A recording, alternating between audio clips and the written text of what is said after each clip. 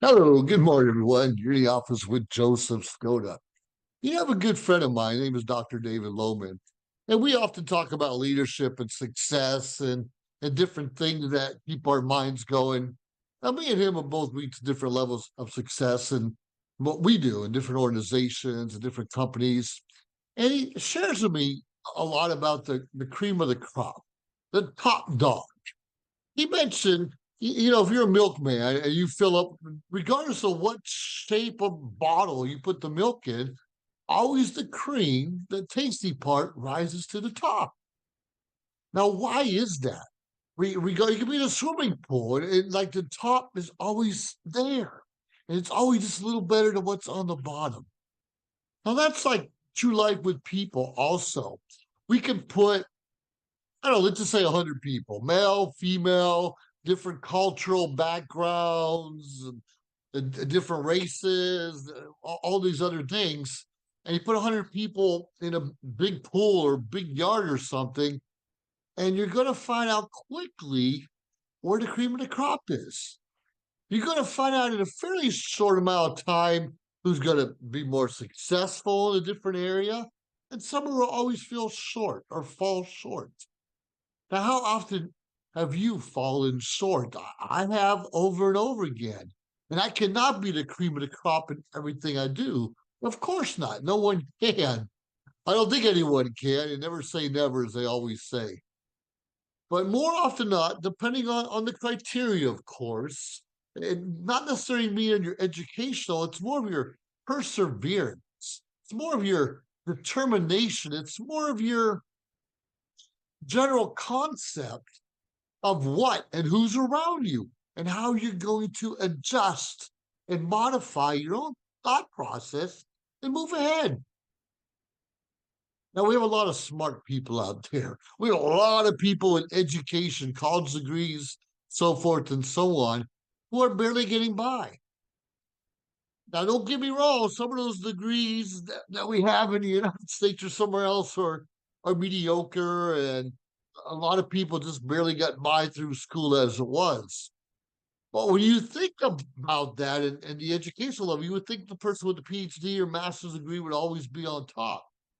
And in most cases, would be in a scholarly world, a physician world, even an attorney. But what about the rest of us who don't really have all that going on? If I'm looking for a leader of a group, we often look to the doctor. Okay, you're the leader, you're the highest ranking per se, like we do in the military. But in most situations, that doctor spent decades perfecting his art, perfecting his practice, and learning certain skill set the rest of us don't know. Now, to focus on something, become good at it, and make a few dollars, you have to shut outside the other things around you so you don't miss a step. Now, a lot of us, we admire the doctors and lawyers because they're making a lot of money, but they're just able to, well, quite frankly, party less, at least until they get their degree and their skills down. And people who are in different professional fields often routinely subscribe to magazines or newsletters or go to seminars on a regular basis to keep their mind flowing, to keep their skill set in tune with what's happening today, especially breakthroughs in different technology and healthcare, whatever that may be. Now, I'm not here to keep talking about doctors and lawyers. I'm here to talk about perseverance, determination, what it takes to get ahead. And I found a lot of smart people that make a lot of money or not are afraid of success. Sometimes they're just afraid of standing out from their peers. They're afraid of failure.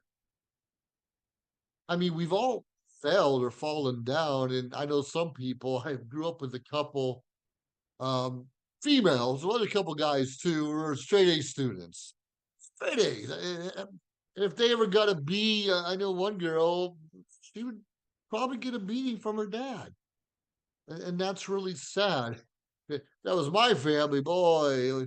We would be getting beatings all the time, but I did good in school. I was always an honor roll student, A's, B's, and occasional C out there. But didn't mean I was smart.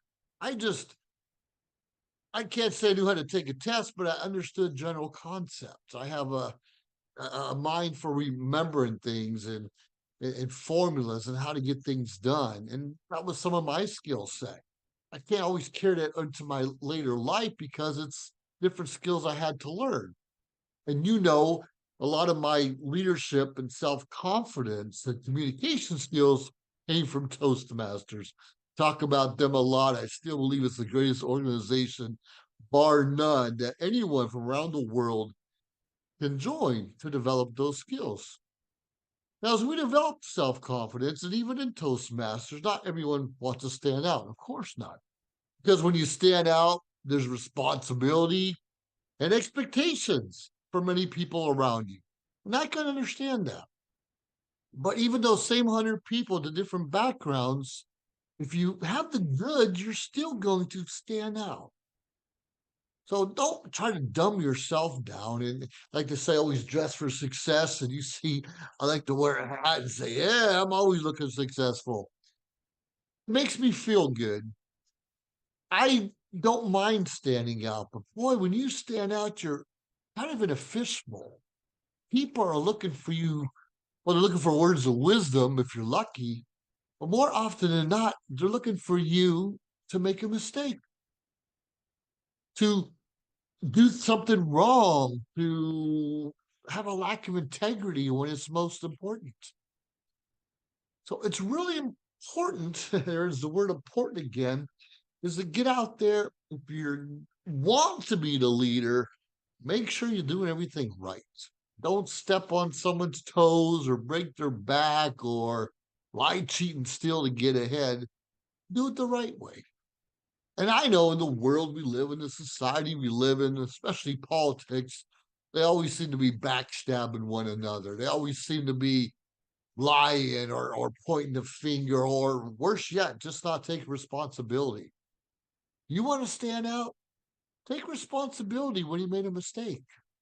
You want to impress someone, then go out there and admit when you were wrong. If you really want to make a difference, make it better to the people you wronged. I know that's not always possible, but if you can make those efforts anyways and let people know you're trying to do the right thing, that goes far. Now, getting back to the cream of the crop, like, if you're making a mixed drink, and I like different mixed drinks, and some people like to put soda in their drink and they'll mix up the alcohol with the soda. The soda's sweet, it seems to always stay to the top. But if you stir it, it mixes up, but eventually it settles to the top again. Like whipped cream in coffee or hot cocoa or whatever, the whipped cream stays on top unless you stir. But even if you put it in the bottom and pour the hot chocolate on top of it, it's still going to float up. Is that the best part of the hot chocolate? No, I like the warmth of the chocolate, especially when it's cold outside. But how can you go wrong with have a little Cool Whip or whipped cream up in your nose or your beard or something like that? It just makes you special. When you reach to the top and you have a good aura about yourself and you're not too cocky or stubborn, people like having you around. People appreciate your presence. And I think that's important. I think we all want people to appreciate our presence. People are happy when we show up at an event. Now, it's also important if you have a skill set, if you're an artist, a painter, a plumber, a baker, a candlestick maker, whatever the case is, continuously work on those. And I know sometimes we have to take a break. You might be painting for a long time, and it's okay if it's a hobby, or you're actually better if you're getting paid to be a painter. But more often than not, artists aren't making a real good living. They have to go out there and find a job or start a business and do something different. But try not to lose those skills. And I understand you may not have as much time as you used to before. We all have to make a living to support ourselves and our families. If you have a family, that's your job, is to support them. There's no way around it. Even if you lost your job, and it's happened, we've seen millions of people lose their jobs in the last couple of years, especially during the pandemic, and slowly getting back into the workforce. And some are scared because it seemed like the rules changed. You can apply for a job you had before and may have a lot of experience, but you still may not get it. So, what are you? What am I? What are we doing to continuously keep our minds right, make our skills even stronger, so we can get that job, that position, that promotion in the near future? And that's what I'm thinking. If you're always working on a skill set, if you're always developing those communication skills, even you're learning how to lead, if it's in a nonprofit or just lead a community project in town, you will be part of that cream of the crop where you're always going to get picked. You're always going to get chosen, or at least the door will be open to give you an opportunity. As we know, there's no guarantee of life except for death and taxes, right? Death and taxes are the only real guarantees. But if you want to be that cream of the crop, work on it. Let people know that you got the goods. Let people challenge you and don't be afraid to step up to the challenge. Let people question you, but don't ever let anyone question your integrity. That should just be a give me. Don't let people have to question your determination or your passion for something. Those things should never be questioned. We're going to get questioned and we're going to get challenged throughout life. That's the way it is. If you have if you're married or you have a partner in your life, you know that you each know how to challenge one another. It's just part of the game. And to see if we still have the goods, if we're still worthy of that partner, if we can still not necessarily bring home the bacon, but bring the goods, whatever that is. You and I, believe it or not, have some goods. It might just be a smile. It might be a little calmness, a little patience in us. It might be learning how to paint a house or replace the toilet in the bathroom. We all know how to do something. Proofread papers, speak in public, teach people how to paint. Keep challenging yourself. Even if you're a good painter, maybe you're not a good drawer or author yet. Work on those skills too, because that builds a bigger picture for you and your own skill set. And guess what? Doesn't matter how big of that pool of people's going to be.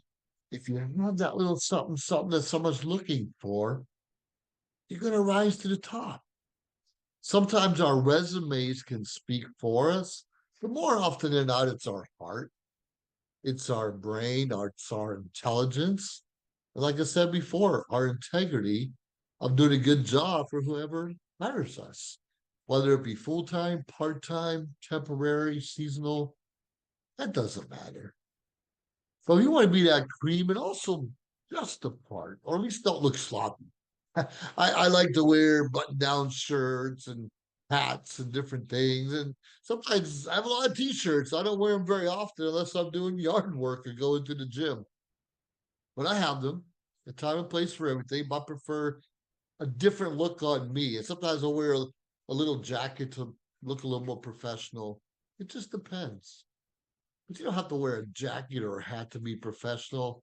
It's just your confidence and how you work a room and how you know the room and your audience you're going to talk to. Yeah, but until you get there, the jacket, clean clothes does help. You want me the cream of the crop? Do something different. You want to challenge yourself, everyone else who's a bus driver who's going to get that supervisory job next. Did you take a management course?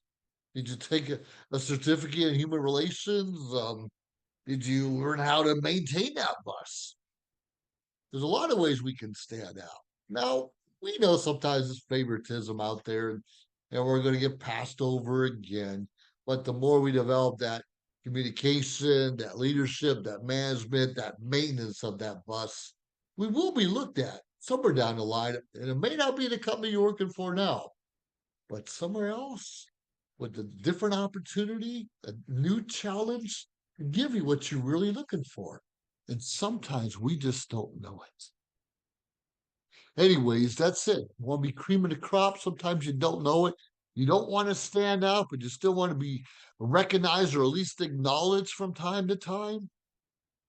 Have to do the work. We have to do the work. Oh, with all that being said, I think I'm done mumbling for now. Be your best, do your best. Don't step on anyone's back, and continuously working on your skill set. And sometimes it starts right here. Have yourself a great day. You're in the office with Joseph Stephen Skoda III. Ooh-ah. How? Aim high. Bye now.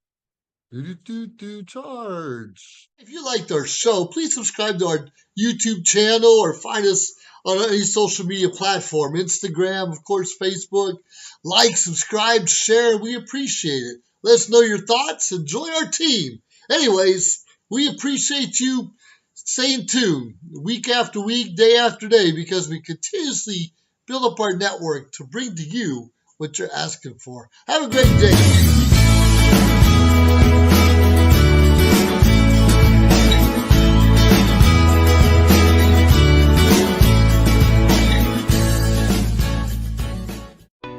This show is brought to you by Michelle Kubiak with Berkshire Hathaway Home Services. If you're looking to buy or sell a home, call Michelle at 702-683-6576. Her license number is S.48606. This show is also brought to you by Hand and Stone Massage and Facial Spa, located on Silverado Ranch, here in Henderson, Nevada. Restore, relax, and refresh.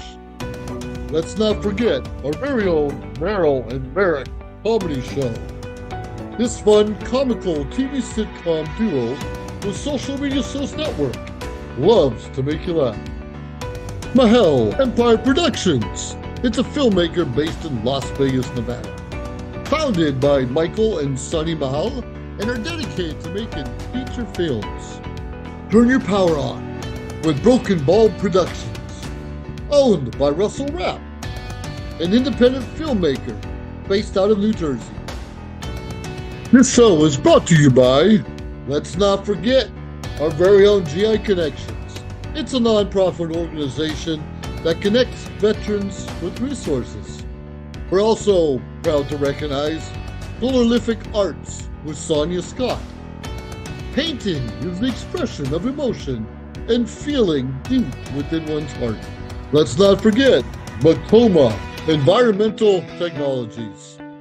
Global research, development, and manufacturing of innovative photocatalytic products. Our show is also brought to you by Carmelo Rodriguez, who is the author of a best-selling book called Smile. It's based on true events. It's the story of a couple building a family. Get your copy of his book at Amazon today. We also love our musicians. Think about Frank's Tribute, an all-star band. It's a Green Bay-based band with Let Me Be Frank's Productions, family owned by Frank Hermans, who happens to be a veteran entertainer. Social Media Shows is a production company based here in Las Vegas, Nevada. We offer these services.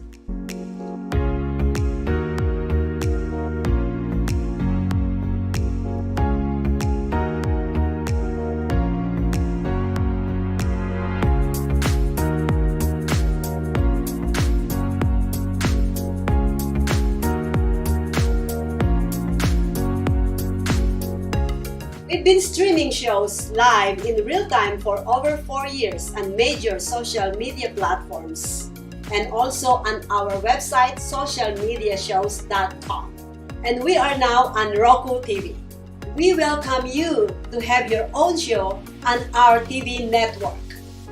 Call us 651-955-8743 or email us at admin@socialmediashows.com. Hello, everyone. This is Joseph Skoda with Social Media Shows. Well, I thank all of you for your support through these last several years, and it's been a lot of fun. We've given people a voice they never had before. Now, Social Media Shows is always collaborating with our veterans to help them do things and help out the veterans who are struggling today. And we teamed up with GI Connections, connecting veterans with resources. So please consider helping and donating to this great cause because we're always doing things for veterans. So GI Connections, Social Media Shows, and you is what makes the world a better place. Once again, Joseph Skoda, proud United States Air Force veteran.